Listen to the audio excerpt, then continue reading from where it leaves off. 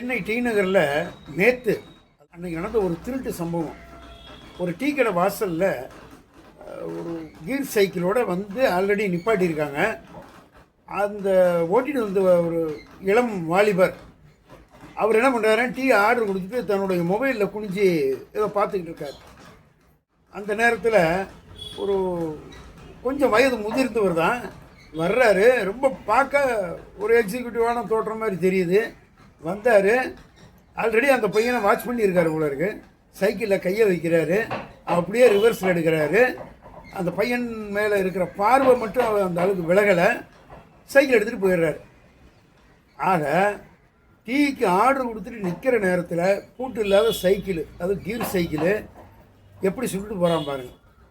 மஞ்சள் சட்டை போட்டு போகிற டிஷர்ட்டு, அதை தான் சைக்கிளை பறி கொடுத்தவர் எடுத்துகிட்டு போகிற ஆளையும் பாருங்கள். கண்ணாடி போட்டுட்டு ஆள் பார்க்க இதாக இருப்பார்.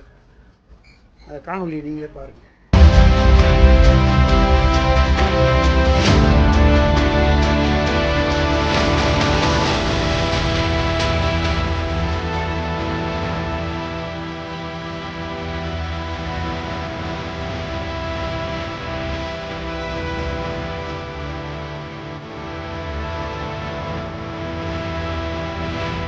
அந்த பையன் நினச்சே பார்த்துருக்க மாட்டான்.